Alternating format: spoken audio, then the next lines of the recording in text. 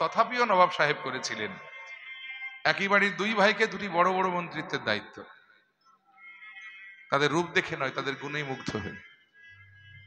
বড় ভাই সনাতন গোস্বামী, তাকে দিয়েছিলেন গোটা বাংলার প্রধানমন্ত্রিত্বের দায়িত্ব। তার মেজ ভাই, যার নাম ছিল শ্রী রূপ গোস্বামী পাদ, তাকে দিয়েছিলেন গোটা বাংলার অর্থমন্ত্রিত্বের দায়িত্ব। কিন্তু মহাপ্রভুর আদর্শ যখন তাদের হৃদয়ে জাগ্রত হলো, দুই ভাই এক নিমেষে মন্ত্রিত্ব ছেড়ে দিয়ে, এমনকি ঘর বাড়ি পরিত্যাগ করে আত্মীয় স্বজন ছেড়ে দিয়ে গোটা জীবনটা বৃন্দাবনে গিয়ে বৃক্ষতলায় বসে বসে গৌর গৌর গৌর বলে কাটিয়ে দিয়েছিলেন। সেই রূপ গোস্বামী পাদ তিনি রাধাকৃষ্ণ প্রেম তরঙ্গ নিয়ে একটি গ্রন্থ লিখতে বসেছেন। গ্রন্থটির নাম হলো বিদগ্ধ মাধব, একটি নাটক রাধাকৃষ্ণের প্রেম নিয়ে। গ্রন্থ লিখে তিনি চিন্তা করলেন গ্রন্থটা তো কাউকে উৎসর্গ করতে হবে, কারণ লেখক যখন গ্রন্থ লিখে দেখবেন প্রথম পাতাতে উৎসর্গপত্র লেখা থাকে যে আমার প্রিয় অমুককে এই গ্রন্থটি উৎসর্গ করা হলো। তেমনি রূপ গোস্বামী পাদ চিন্তা করলেন যে এত সুন্দর গ্রন্থটা আমি কাকেই বা উৎসর্গ করব, আমার সবচাইতে প্রিয় যিনি তিনি তো আমার চৈতন্য মহাপ্রভু। এই গ্রন্থটা আমি আমার মহাপ্রভুর উদ্দেশ্যে উৎসর্গ করব। আর উৎসর্গ করতে গিয়ে তিনি এই শ্লোকখানি লিখেছিলেন যে অনর্পিত চরিং চিরাত করুণ অবতীর্ণ কল সমর্পয়তুন্নত উজ্জ্বল রসাং স্বভক্তি শ্রিয়া হরিপুরাট সুন্দর দ্যুতি কদম সন্দীপিত সদা হৃদয় কন্দরে স্ফুরত বসুচিনন্দ। অর্থাৎ শ্লোকটি ব্যাখ্যা করলে যেটা দাঁড়ায় সেটা হলো অনর্পিত চরিং চিরাত, মানে যা চির অনর্পিত ছিল।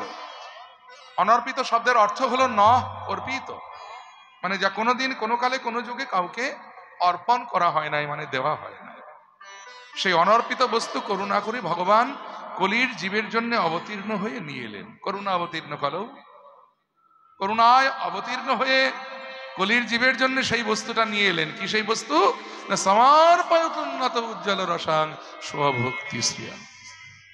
স্বভক্তি, এই শব্দটা একটু ভালো করে অনুভব করবে।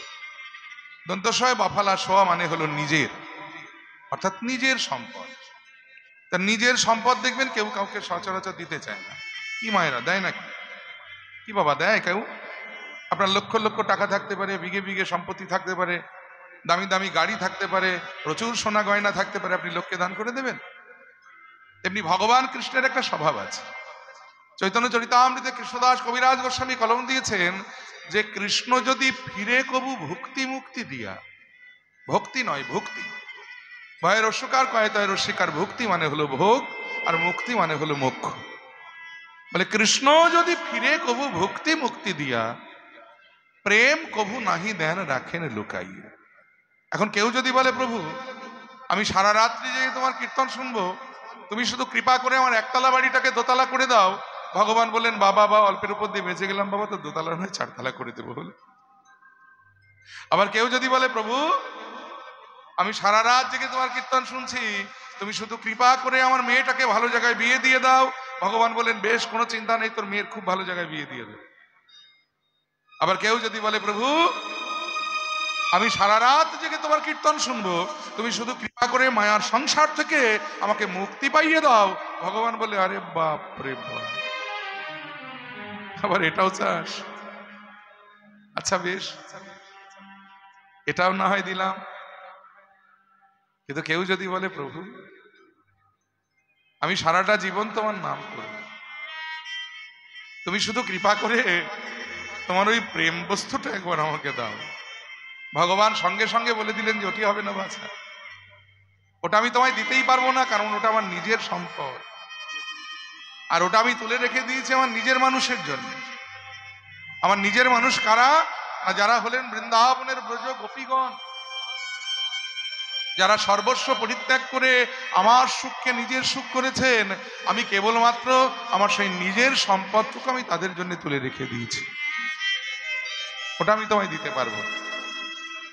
সেই ভগবান যখন গৌর হয়ে এলেন কলির জীবের মাঝ, যা এতদিন কেবলমাত্র কিশোরীর হৃদয় ভাণ্ডারে লুকানো ছিল, ইন্দ্রের বাঞ্ছিত ধন, ব্রহ্মার বাঞ্ছিত ধন, গোলকের গোপনের ধন, কিশোরীর হৃদয় ভাণ্ডারের ধন, গোলকের গোপনের ধন তিনি সেধে যেছে জীবের দ্বারে দ্বারে কৃপা করে দান করলেন। কি সেই বস্তু? না ব্রজের উন্নত উজ্জ্বল রস।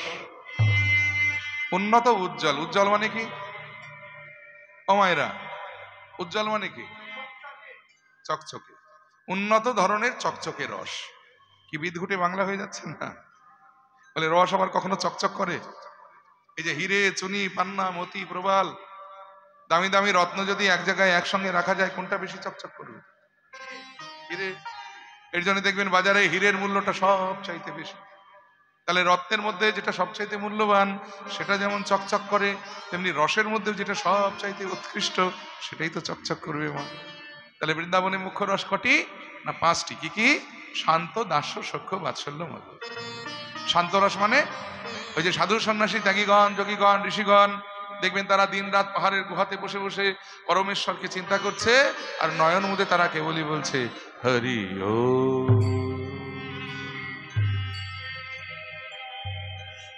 হরি ও, হরি ও। অর্থাৎ তারা বিলীন করে দিচ্ছেন নিজেদেরকে, যে তুমি পরমাত্মা আর আমি হলাম জীবাত্মা, তোমার সঙ্গে তুমি আমাকে বিলীন করে নাও। এই হলো শান্ত রস।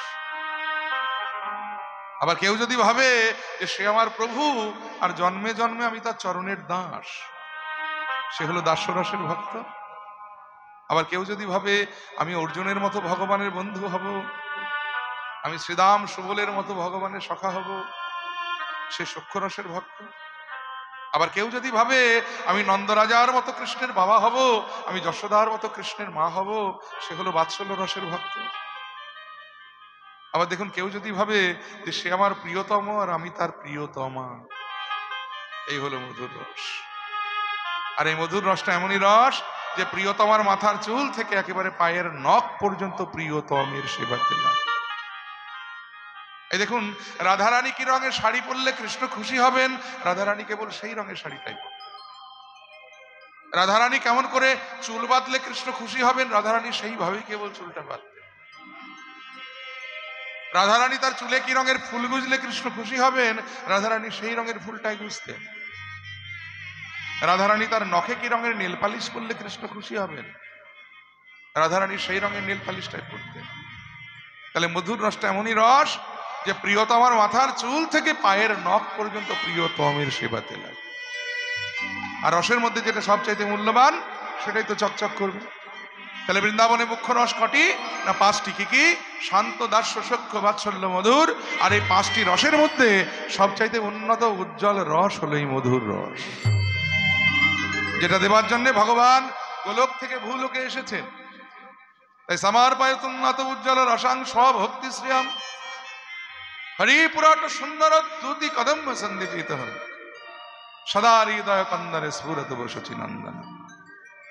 বাবা এবারে কিন্তু একটু রূপ গোস্বামীর সঙ্গে আমরা ঝগড়া করে নেব।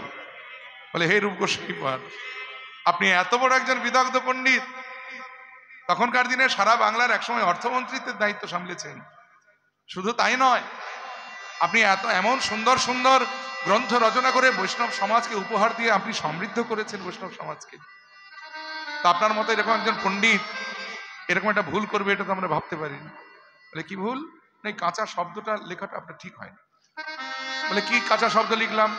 বলে না, যে হৃদয়কে কন্দর বললেন, এটা ভুল করলেন না। কারণ হৃদয়কে বলা হয়েছে মন্দির, শাস্ত্রে দেখবেন হৃদয়কে মন্দির বলা হয়। আপনি মন্দির না বলে আপনি হৃদয়টাকে কন্দর বলে দিলেন কেন? আর মন্দির কাকে বলে? যেখানে দেবদেবীরা থাকে, যেখানে ভগবান থাকে। আর কন্দর কাকে বলে? কন্দর মানে হলো গুহা, যেখানে হিংস্র পশুটা থাকে, বাঘ থাকে, শ্রীকাল থাকে, কুকুর থাকে, বিড়াল থাকে, সাপ থাকে, ভূত থাকে, পিশাচ থাকে। আপনি হৃদয়টাকে মন্দির না বলে আপনি কন্দর বলে দিলেন, এটা আপনি ভুল করলেন না? রূপ গোস্বামী পাদ করজোড়ে বললেন, বাবা আমার অপরাধ নিও না, আমি হৃদয়টাকে মন্দির বলতেই পারতাম, কিন্তু ইচ্ছে করে বলিনি। কেন জানো?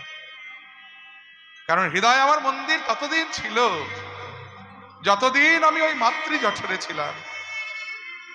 কারণ সেদিন আমার মা খেলেই আমার খাওয়া হয়ে যেত। আমি জানতাম না লোভ কাকে বলে, সেদিন বুঝতাম না যে ক্রোধ কাকে বলে। কিন্তু যখনই আমি ভূমিষ্ঠ হলাম, একে একে 6টা পশু এসে আমার হৃদয় মন্দিরটাকে দখল করে নিল। ওই পশু 6টি কারা কারা? না কাম, ক্রোধ, লোভ, মোহ, মদ, মাৎসর্য। যে মন্দিরে ভগবান না থেকে পশুরা বাস করে, সেই মন্দির কি মন্দির থাকে? সেই মন্দির যে গুহা হয়ে যায়। তবে শুনেছি কোন সাধু বা সন্ন্যাসী যদি কোনো গুহাতে কৃপা করে প্রবেশ করে ধুনি জ্বালিয়ে বসে থাকে, তাহলে সেই গুহাতে নাকি পশুরা প্রবেশ করতে পারে না তার ভয়ে। তাই হে চৈতন্য মহাপ্রভু, তুমি তো জগতের শ্রেষ্ঠ সন্ন্যাসী, তুমি কৃপা করে আমার হৃদয় গুহার মধ্যে প্রবেশ করে তোমার জ্ঞানের আলোটা জ্বালিয়ে তুমি কৃপা করে আমার হৃদয় গুহাটাকে মন্দির করে দাও। কৃপা করে তুমি মন্দির করে দাও, কৃপা করে তুমি মন্দির করে দাও। তাই সদা হৃদয় কান্দরে স্ফুরত শচীনন্দন। এই দেখুন বাবা, যারা পণ্ডিত তারা শেষেও তাদের পাণ্ডিত্যটাই রেখে যান। আমার মহাপ্রভুর কত নাম বলুন তো দেখি। কেউ বলে গোরা, কেউ বলে গৌরহরি, কেউ বলে বিশ্বম্ভর, কেউ বলে নিমাই, কিন্তু এতগুলো নামের একটা নামেও রূপ গোস্বামী পাদ তাকে ডাকলেন না। তিনি কি নাম দিলেন? না শচীনন্দন। কেন না? যে শচীমাতা আমার মহাপ্রভুর মতো একটা রত্ন আমাদেরকে উপহার দিয়েছে, সেই মাকে একটা প্রণাম জানাবো না? তাহলে শচীনন্দন বলাতে কি হলো? আমার মহাপ্রভুকে শ্রদ্ধা জানানো হলো, আবার মহাপ্রভুর মাকেও একটা প্রণাম জানানো হলো। পিতাই গৌর হরিবোল হরিবোল হরিবোল হরিবোল। সেই মহাপ্রভুর রাতুল রাঙাচরণে প্রণাম জানিয়ে আমরা আস্বাদন করছি আমাদের বর্তমান পরিবেশিত লীলা শ্রীমতী রাধা রানীর পূর্ব রাগ তদ্ভাবাচিত গৌরচন্দ্রিকা। আগে আমরা একটু গৌরাঙ্গের ভাব আস্বাদন করব, তারপরে আমরা বৃন্দাবন লীলা আস্বাদন করব। মহাজন লীলার এক পাশে দাঁড়িয়ে বললেন যে আজ বক্তা যিনি বলছেন তিনি কে জানেন? তিনি হলেন নবদ্বীপের রাজপণ্ডিত সনাতন মিশ্রের একমাত্র কন্যা, যার নাম হলো বিষ্ণুপ্রিয়া। মালঞ্চপাড়ার সনাতন মিশ্রের একমাত্র কন্যা, যার নাম হলো বিষ্ণুপ্রিয়া। বলছেন কাকে? তার প্রিয় সখী কাঞ্চনাকে। কি বলছেন? না নিরমল গোরাতনু খসিত কাঞ্চন জনু হেরইতে পড়ি গেনু ভোর। নির্মল গোরা, নির্মল মানে পবিত্র, গোরাতনু গৌরাঙ্গের তনুটা কেমন? পবিত্র। কষিত কাঞ্চন জনু, গায়ের রংটা কেমন? না কষিত কাঞ্চন, অর্থাৎ সোনাকে যদি আগুনে 1,00,000 বার পোড়ানো হয়, সোনার যে জ্যোতি হয়, সেই জ্যোতিকেও যেন জয় করেছে আমার গৌরাঙ্গের অঙ্গকান্তি। আর সেই রূপে নয়ন দিয়ে হেরইতে পড়ি গেনু ভোর। আমি ওই গৌরাঙ্গ রূপে নয়ন দিয়ে বিভোর হয়ে গেছি। কাঞ্চনা বলছে সে কি রে? বলে হ্যাঁ রে কাঞ্চনা, আজ আমার জীবনে একটা ঘটনা ঘটেছে জানিস তো? বলে কি? বলে এই সাঁঝের বেলায়, মানে সন্ধে হবার একটু আগে আমি গঙ্গায় গিয়েছিলাম তো জল আনতে, আর জল আনতে গিয়ে ওই গঙ্গার জলে আমি একটা সোনার পদ্ম ফুল দর্শন করে ঘরে এলাম। বলে কি যা তা বকছিস, মাথাটা তো তোর গেছে, পদ্ম ফুল কখনো সোনার হয় রে? বলে না, আমি দেখলাম যে আজকে। আসলে কি হয়েছে জানেন? ওই সোনার বরণ গৌরাঙ্গ তিনি গঙ্গার জলে অবগাহন করছিলেন। এখন স্নান করতে করতে দেখবেন অনেকে সাঁতার কাটা অভ্যেস আছে, যারা নদীর দেশে থাকে তারা খুব ভালো করে জানে এগুলো। সাঁতার আবার অনেক রকম হয়, নর্মাল যেটা সাঁতার সেরকম হয়, আবার ডুব সাঁতার হয়, চিৎ সাঁতার হয়। চিৎ সাঁতার দিলে দেখবেন মুখমণ্ডলটা শুধুমাত্র জলের উপরে ভেসে থাকে, আর মুখের তলা থেকে, মানে অর্থাৎ এই গলা থেকে দেহের নিচের অংশটা জলের তলায় থাকে। তা মহাপ্রভু আমার গৌরাঙ্গ সুন্দর তিনি ওই অপরাহ্নকালে গঙ্গার জলে ঠিক ওইভাবে অবগাহন করছিলেন। শুধু মুখমণ্ডলটা জলের উপরে ভেসে রয়েছে, তো তার উপরে আবার অস্তাচলগামী সূর্যের কিরণ এসে পড়েছে। দেখে মনে হচ্ছে গঙ্গার জলে একটা সোনার পদ্ম ফুল ভাসছে। সেই রূপে নয়ন দিয়ে আমি বিভোর হয়ে গেলাম। আর এই যে সোনার পদ্ম ফুল দর্শন করে আমি বিভোর হলাম, এই ঘটনাটা ঘটার পাশাপাশি আমার জীবনে একসঙ্গে 3খানা দুর্ঘটনা ঘটেছে। বলে 3টে দুর্ঘটনা? বলে হ্যাঁ রে। বলে কিরকম? প্রথম দুর্ঘটনাটা কি ঘটেছে জানিস? বলে কি, ওই ভাঙভূ জঙ্গমে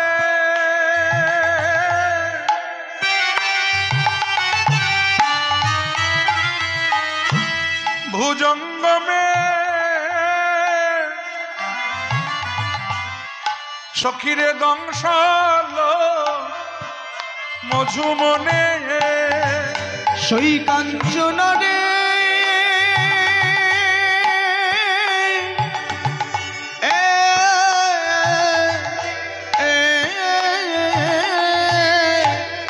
ওই ভাগভূ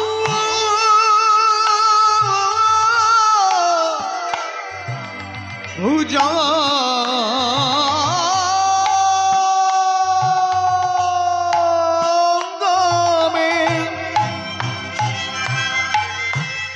ভুজঙ্গমে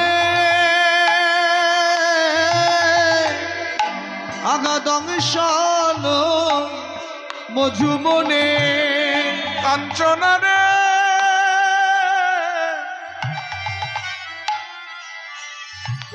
প্রাচীনে লোকের মুখে শুনেছি পদ্ম ফুলে নাকি বিষধর সাপ থাকে, কিন্তু সোনার পদ্মটা দর্শন করা মাত্র সেই কথাটাই আমার ভুল হয়ে গিয়েছিল সখীরে। তাই আমি যেমনই পদ্ম ফুলটাকে ধরবো বলে আমি হাত বাড়িয়েছি, অমনি সেই পদ্ম ফুলে 2টি বিষধর সর্প লুকিয়েছিল। সেই সর্প 2টি হলো আমার গৌরাঙ্গের ভুরুরূপী সর্প, ভুরুরূপী ভুজঙ্গ। যেই কিনায় আমি হাত বাড়িয়েছি অমনি সাপ 2টো কি করলো জানিস? ওই না ভাঙভূ জঙ্গমে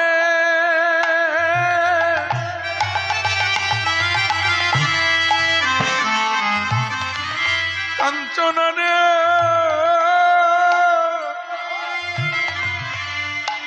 সে যে দংশাল মঝুমনে ভাগভূ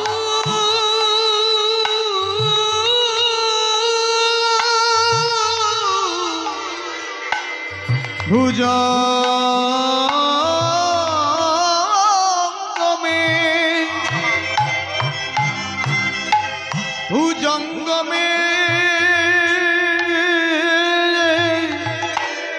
আগাদংশাল মঝুমনে সখীরে অন্তর, এখন আমার অন্তর কাঁপে মুরগো, আহায় অন্তর কাঁপে মোর। সই অন্তর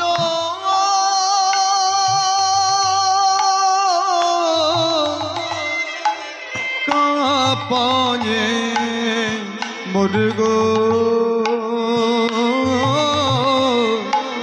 আগা অন্তর কাঁপে মোর। আমি জ্বলে যে মোলাম গো, জ্বলে যে মোলাম গো, আমি জ্বলে যে মোলাম গো, ওই ভুজঙ্গের বিষের জ্বালা, ভুজঙ্গের বিষের জ্বালায় জ্বলে যে মোলাম গো, ওই ভুজঙ্গের বিষের জ্বালা জ্বলে যে মোলাম গো, ভুজঙ্গের বিষের জ্বালায় আমার প্রাণে বাঁচা দায় হলো, ভুজঙ্গের বিষের জ্বালায়, ভুজঙ্গের বিষের জ্বালায়, ভুজঙ্গের বিষের জ্বালায়, ভুজঙ্গের বিষের জ্বালায়, ভুজঙ্গের বিষের জ্বালায় আমি জ্বলে যে মোলাম গো, সখীরে অন্তর কাঁপে মোর গো, অন্তর কাঁপে ভজে গো। তাহলে প্রথম দুর্ঘটনাটা কি ঘটলো? আমায় সাপে দংশন করলো। একটা নয়, দুটো বিষধর সাপ। এই সাপ দুটো কে জানেন? গৌরাঙ্গের ভুরু রূপী ভুজঙ্গ। ভাং মানে ভুরু। পদাবলীর ভাষায় ভাং শব্দের অর্থ হলো ভুরু। ভুরু রূপী ভুজঙ্গ। এই যে আমি যেই পদ্মটাকে ধরবো বলে মুখপদ্মটা, গৌরাঙ্গের মুখপদ্মটা, ওটা দেখে মনে হচ্ছে সোনার পদ্ম, সেটা ধরবো বলে হাত বাড়িয়েছি, অমনি ওই পদ্মে দুটো বিষধর সাপ লুকিয়েছে। সে সাপ দুটো হলো গৌরাঙ্গের ভাং মানে ভুরুরূপী সাপ। এখন সাপ যদি কারো হাতে দংশন করে, যেখানে দংশন করে তার একটু উপরে বাঁধন দিলে দেখবেন তাকে কিছুক্ষণের জন্য হলেও বাঁচিয়ে রাখা যায়। সাপ যদি কারো পায়ে দংশন করে, যেখানে দংশন করে তার একটু উপরে বাঁধন দিলে তাকে কিছুক্ষণের জন্য হলেও বাঁচিয়ে রাখা যায়। ও মায়েরা, এখন সাপ যদি কারো হৃদয়ে দংশন করে, বাঁধন দেবেন কোথায়? বিষ্ণুপ্রিয়া বলছে, কাঞ্চনা, ওই গৌরাঙ্গের ভুরুরূপী ভুজঙ্গ এসে আমার হৃদয়ে দংশন করেছে সখী। আমার গোটা বিশ্বে জর্জরিত হয়ে গেছে। আমি যে আর সহ্য করতে পারছি না। জানিস সখী, যেই গৌরাঙ্গ দেখলাম অমনি আমার এই অবস্থা হল। তাই সজনী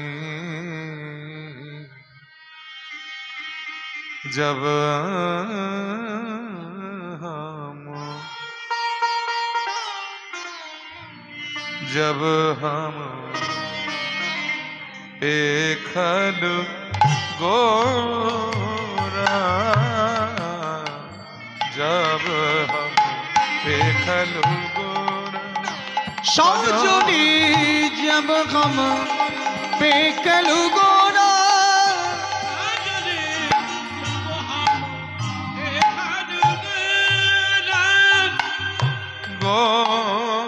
गोरा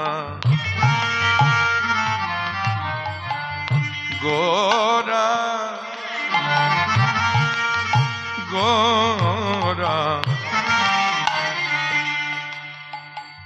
गोरा, जब हम देखलू गोरा, सजनीर जब हम देखल गोरा,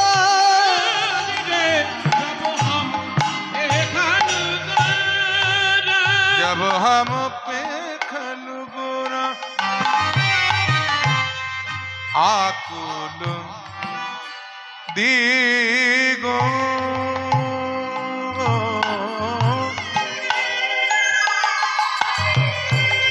सजनी सजनी रे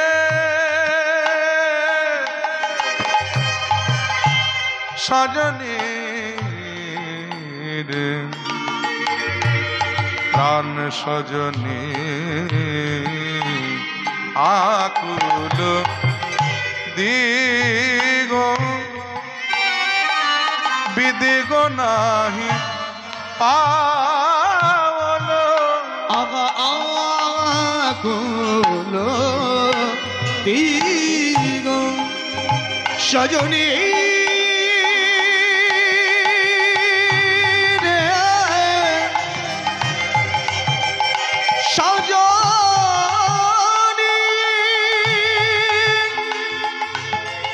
सजनी रे सजनी रे सजनी ओरे আমার প্রাণ সজনী আহায় আকুল দিগো বিদিগো নাহি পাওলো আকুল দিগ বিদিক নাহি পাওলো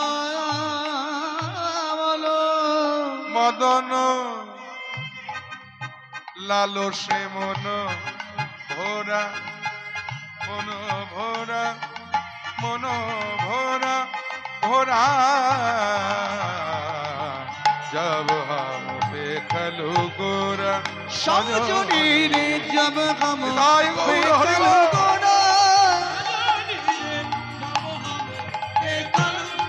সজনী রে জব हम पे कलु गोरा जब हम पेखलु गोरा आकुल दिगो बिदिगो नहीं पावलो মদন লালসে মন ভোরা।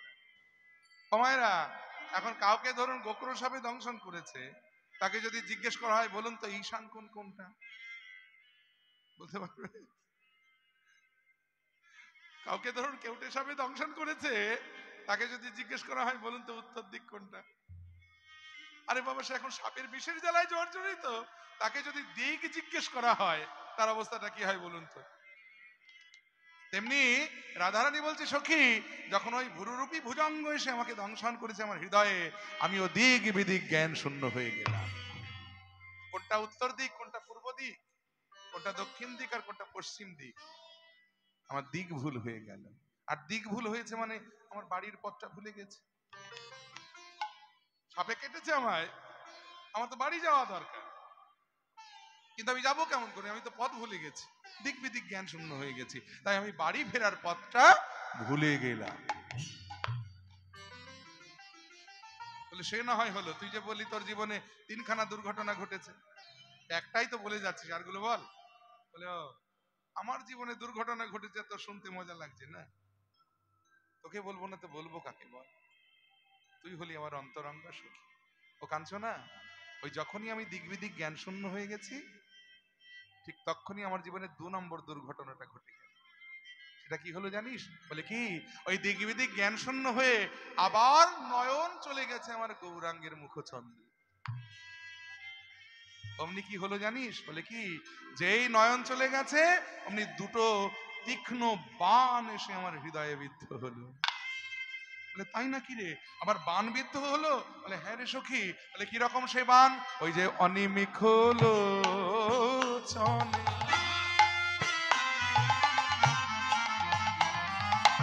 সখী রে,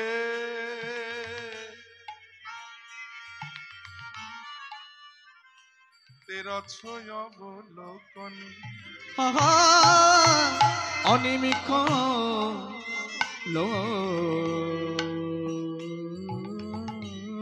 লোচনে সখী রে তেরছ অবলোকনে। আহা বিন্ধে বিন্ধে কুসুম সর সাধে গো, আগা বিন্ধে কুসুম সরসাধে। 2টো তীক্ষ্ণ বাণ, কি কি না? গৌরাঙ্গের 2টি নয়ন আমার হৃদয়ে এমন ভাবে হানলো যে আমি একে তো সাপের বিষের জ্বালা, তারপরে আবার নয়ন বাণের জ্বালা, আমি জ্বলে পুড়ে ছাই হয়ে গেলাম সত্যি। আর যেমনই আমি বাণবিদ্ধ হলো আমার, সঙ্গে সঙ্গে ভাবলাম না এবারে আর এখানে থাকা যাবে না, এবার আমার বাড়ি যেতেই হবে। এই বলে বাড়ি যাব বলে যেমনই আমি দৌড় দিয়েছি, ওই যে আগেই তো বলেছি আমি দিক বিদিক জ্ঞান শূন্য হয়ে গিয়েছিলাম, বাড়ির পথ ভুলে গিয়েছিলাম। দৌড়তে গিয়ে আমার জীবনে 3 নম্বর দুর্ঘটনাটা ঘটে গেল। বলে ওটা কি রকম? ওই যে সখী জীবইতে জীবনে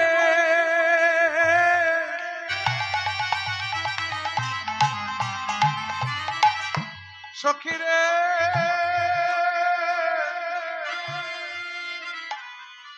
থেহ নাহি পাওলু আগ জীবজিতে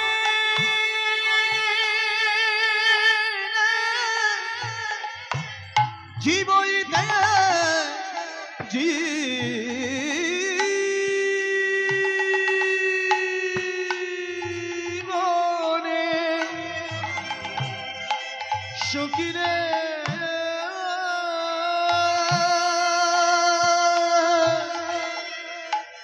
নাকি পামলু আমি ডুবালু ডুবালু ওই গঙ্গায় গাধে রে আমি ডুবালু গঙ্গা অগাধে আমি ডুবালু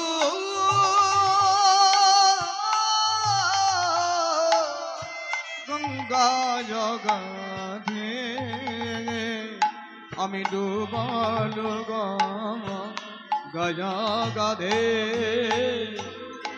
আমি ডুবে যে মোলাম রে আমি ডুবে যে মোলাম রে আমি ডুবে যে মোলাম রে ডুবে যে মোলাম রে ওই গৌর প্রেমে গঙ্গার জলে ডুবে যে মোলাম রে গৌর প্রেমী গঙ্গার জলে ডুবে যে মোলাম রে গৌর প্রেমে গঙ্গার জলে ডুবে যে মোলাম রে গঙ্গার জলে আমার প্রাণে বাঁচা নাই হলো গৌর প্রেমী গঙ্গার জলে গৌর প্রেমী গঙ্গার জলে গৌর প্রেমী গঙ্গার জলে গৌর প্রেমী গঙ্গা আমি ডুবে যে মোলাম রে এখন আমি ডুবালু গঙ্গা জগাধে আগা ডুবালু গঙ্গা জগাধে ভক্তমন্ডলী ভক্তিমতী মায়েরা একটা নয় দুটো নয় তিনটে দুর্ঘটনা একসঙ্গে ঘটেছে একসঙ্গে তিনখানা দুর্ঘটনা ঘটে গেল রাধারানীর জীবনে আজকে প্রথমটা কি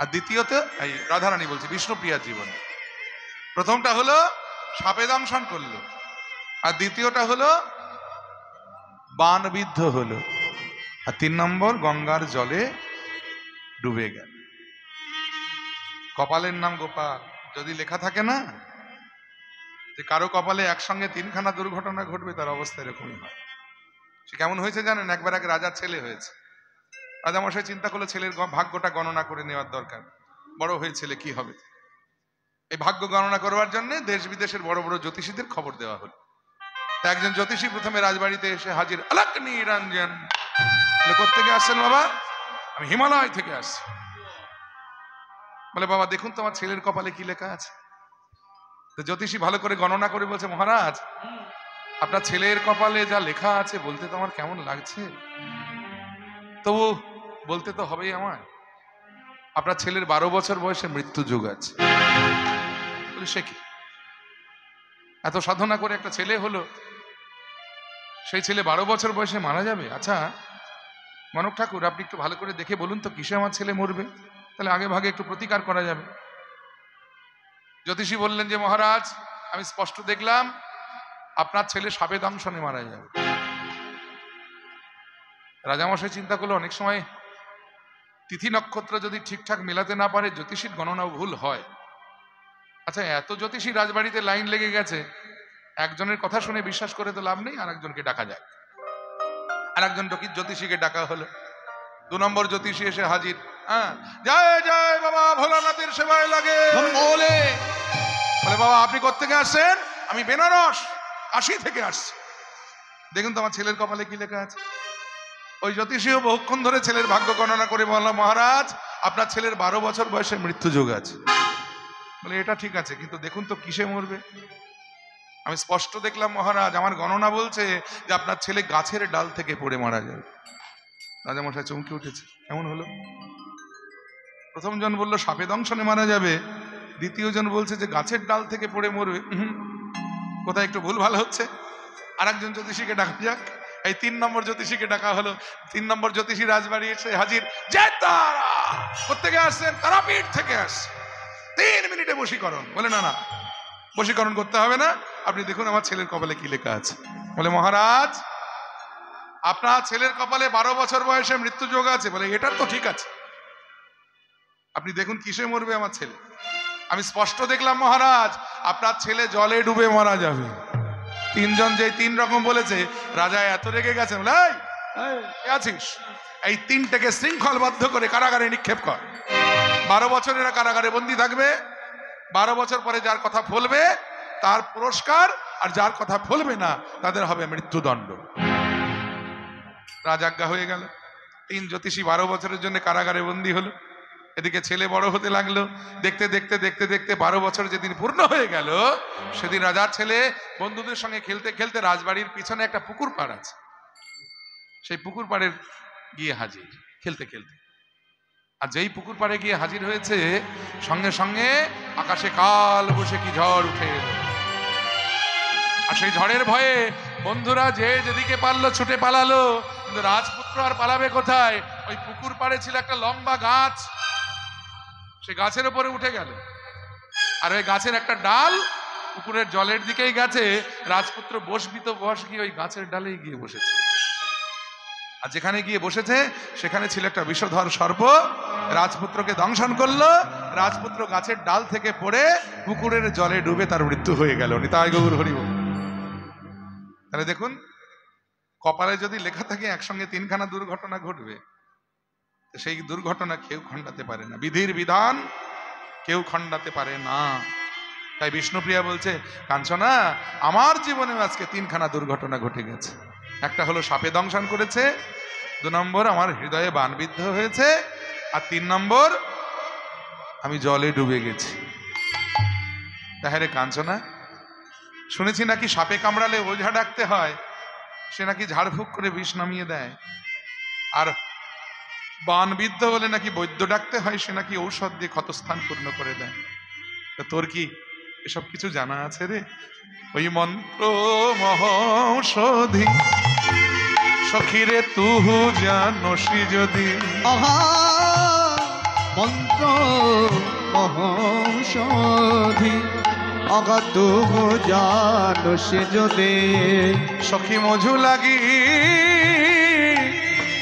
করবি উপায় গো। আগা মধু লাগি করো উপায়। তখন বাসুদেব ঘোষে কহে,